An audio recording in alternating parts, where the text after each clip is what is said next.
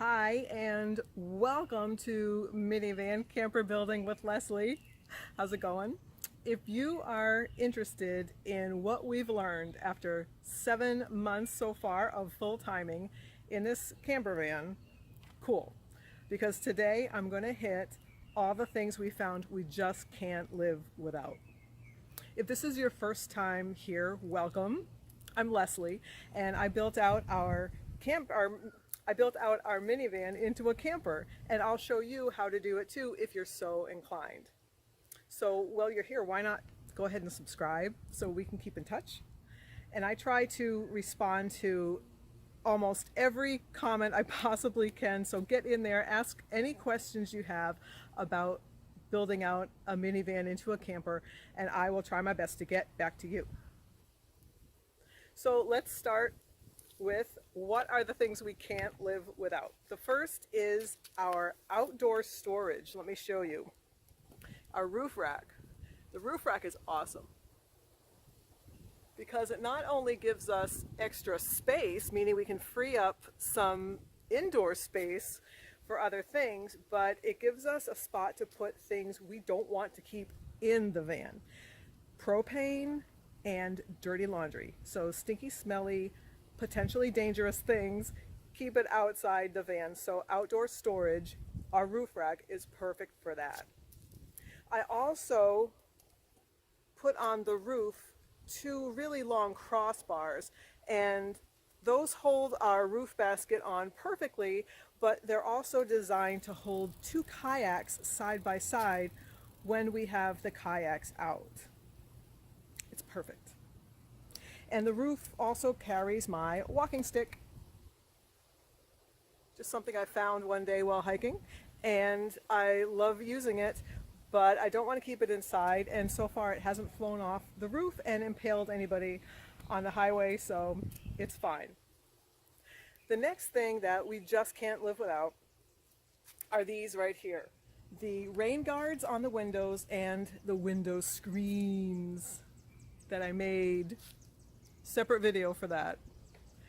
So what we do at night is we'll crack the window down a couple of inches underneath the rain guard, and then we have the pretty much permanent window screen in there so we can get some nice airflow while we're sleeping.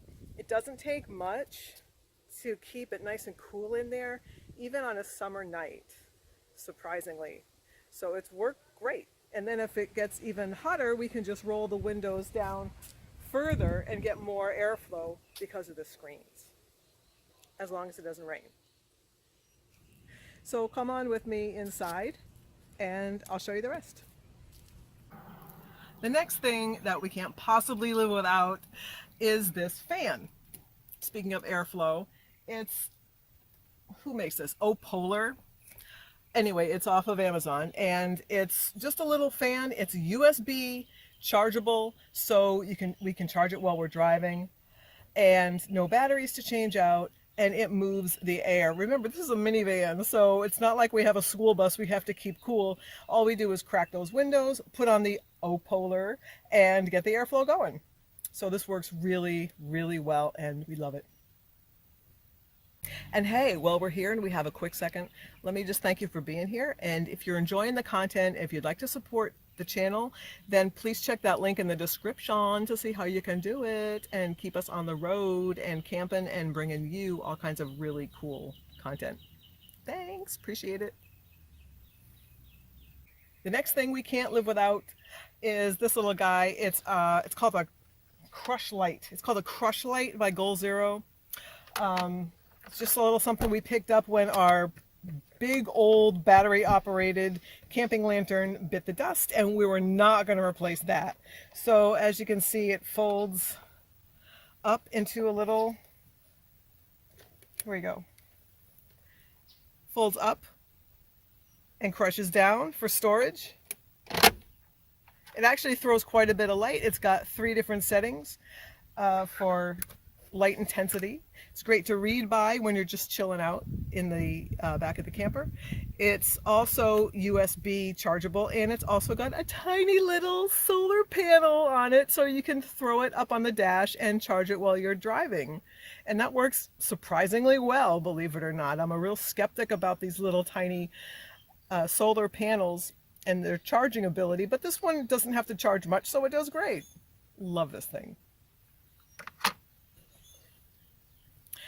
Next thing, you have seen this before if you saw my toilet video, but it's our pee bags. The pee bags, they really come in handy, if you know what I mean.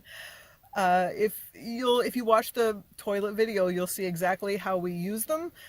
Wow, when you really need to go and there's nowhere else to go, they come in really handy. And speaking of the toilet situation, how about this also collapsible bucket? Used for, okay, I'm one-handed here, so I can't unfold it, but trust me when, whoa. So I can't unpop it, but trust me, it pops out into a bucket, and it's super handy for the toilet situation. Also, anything. Use it as a sink, use it as a little bucket to take your stuff to the shower with you. A million uses, of course. It's a bucket, and because it folds up and collapses into itself, it's so easily stored. So I love it. Definitely can't live without that one.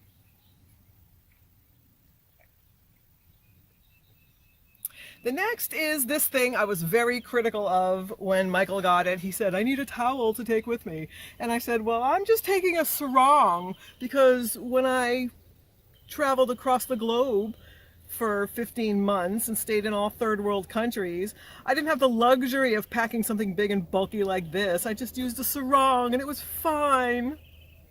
So I'm working with a sarong. But I gotta tell you, I'm super jealous, and I'm gonna get me one of these. It's one of these big old it's called a pack towel, and it's great. It's really does the job drying you off. It dries quickly. All you need to do is throw it over the back of something and it dries, like that. Super easy. And then as soon as it's dry, you can roll it up and stash it somewhere so it's out of the way. It's a little bit of luxury on the road, which you need. You need those luxuries. The next thing we can't live without is our table. The table is awesome. It stores away behind the front seat, and when we want to turn the interior of the van into a comfortable place to eat, or a place to set up the tablet and work, or pull out the atlas, or just a place to chill, the table does the job. You may already know it's got a hardware system on it that includes a channel that's installed onto the side of our cabinet, and so it just hooks into the channel and stays there. It works wonderful. Of course, we also use the table off of the back of the van, which is great for when you want to cook something outside and you don't have a picnic table nearby. It really makes the camper more of a complete environment when you can throw your own table on the outside and do a little cooking or whatever out there, or at least have a place to rest your cocktails. Am I right? And lastly, one of the things that I want to mention that I found I just don't want to live without is a couple of tools on the road. I just want to have something, so if something has to be repaired, I'm not traveling with power tools or anything, but just a few things. I have a screwdriver that adjusts from flathead to Phillips head. I've got some duct tape, of course, some glue, some zip ties, a box cutter, extra blades, just things. A little camp axe, a tiny saw. So just things that I feel, yes, if I need to tackle something really simple, some kind of repair, that I've got a couple of things to do that with. And that, I would say, is a pretty good oh, you know what? One more thing that I really can't live without. Charging cables. USB charging cables, because without them, none of this would be working. Because we drive a lot, we always have the opportunity to charge our stuff.